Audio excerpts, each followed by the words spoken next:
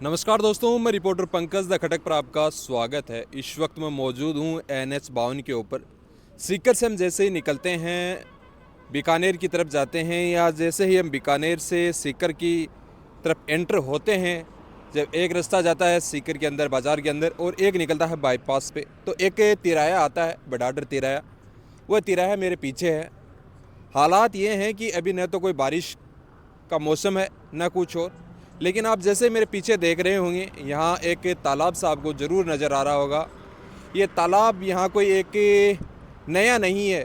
जो इस रूट का इस्तेमाल करते हैं, जो इस रास्ते का इस्तेमाल करते हैं, जो सीकर के निवासी हैं, जो जयपुर बीकानेर बाईपास NH 52 का इस्तेमाल करते हैं, वो इस चीज़ से ज़रूर वाकिफ़ हैं कि एक नानी गांव यहाँ पड़ता है इस बाईपास पे।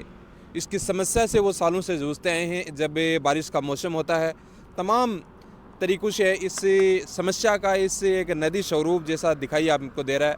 जब बारिश का मौसम होता है तो एक अपने विकराल एक भव्य रूप में यह है दिखाई देता है, लेकिन अभी हाल फिलहाल में एक ये तालाब के रूप में एक छोटे से आप देख रहे होंगे पीछे भरा हुआ कुछ पानी का नज़र आ रहा है। मौसम ये न कुछ बारिश का न कुछ और है, लेकिन समस्या ये पानी की बनी है और इस तिराहे पे इकट्ठा हुआ है। कल से और 2-3 दिन से लगातार से ये जल भराव, ये समस्या इस बाईपास पर बनी हुई है।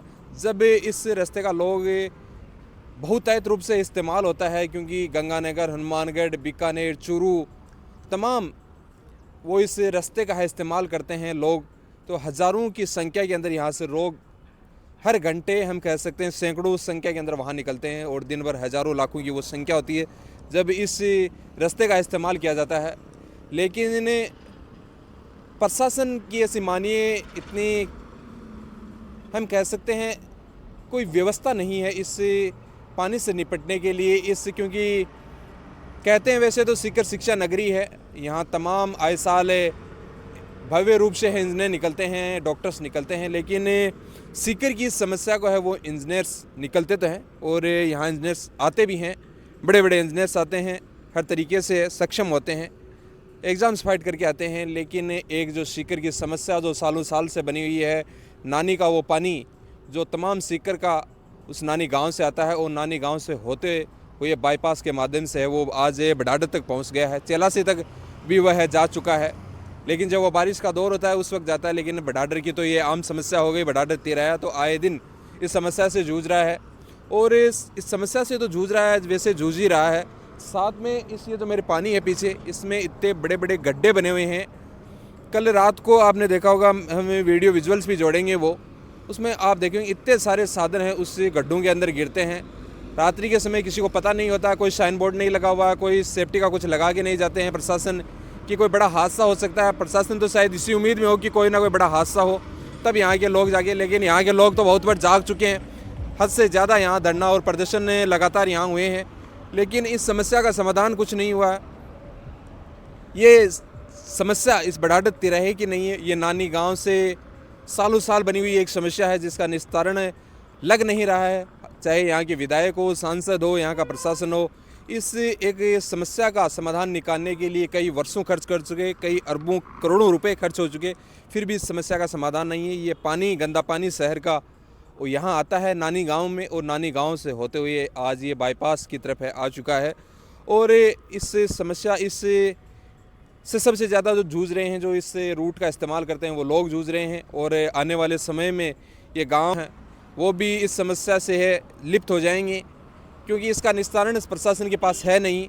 बारिश के समय तो फिर भी मान लेते हैं कि इसका जल भराव और सीकर का एक ढलान इस रूप में है, इधर की तरफ है, तो इस मान सकते हैं कि वो पानी है ज़रूर आ सकता है। लेकिन अभी तो न कोई बारिश है न कोई और, कभी नाले टूट जाते हैं नानी के, कभी कुछ और। इतना कच्चा काम सीकर जिला प्रशासन का यहाँ नानी के अंदर किया हुआ है। सीवरेज को लेकर जो गंदा पानी इकट्ठा होता है, कोई खास व्यवस्था नहीं है। लाखों करोड़ों रुपए हर साल बजट उठाती है, काम कुछ करते नहीं। भ्रष्टाचार इतना ज़्यादा सीकर के अंदर फैला हुआ है कि कुछ काम होता नहीं है। धरने प्रदर्शन दिए जाते हैं, आश्वासन के अलावा कुछ मिलता नहीं है और ये समस्या जैसी की तैसी बनी हुई है। आज ये नानी कम से कम 3 से 4 दिन का समय हो चुका है और वैसे का वैसे ये पानी पड़ा हुआ है।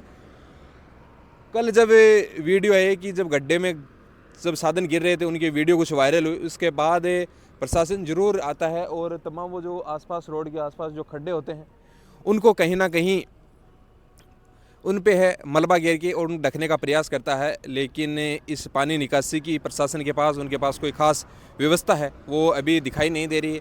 क्या कुछ आने वाले समय में है प्रशासन इसको लेके करेगा, लेकिन अभी NH 52 है, बड़ाडर का जो तिराया है, वो इस एक बड़ी समस्या से वो जूझ रहा है। नानी गांव जिसको लेकर आप दिनों दिन जैसे जैसे समय बढ़ रहा है, ये समस्या आसपास के गांव की और अब इसको चपेटे में ले रहे हैं, चाहे वो चेलासी हो चाहे बड़ाडर हो।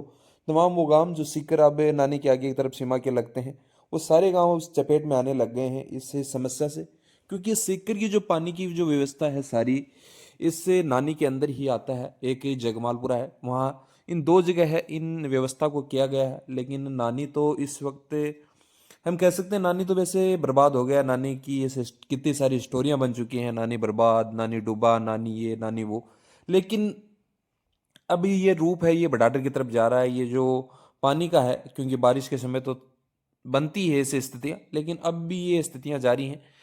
यदि आने वाले समय में भी प्रशासन की ऐसी ही निष्क्रियता नजर आई तो वाकई में ही ये गांव जो दो तीन हैं इनका भी नंबर बहुत जल्द आने वाला है। और जो नानी की हालत हुई है, जो नानी के आज गांव के लोग जो रो रहे हैं, वह इस गांव के लोग भी हैं उससे प्रताड़ना से है रोएंगे, इस समस्या से वो जूझेंगे और उनकी फसल उनकी नस्ल सारी खराब होने का काम है ये जिला प्रशासन करेगा।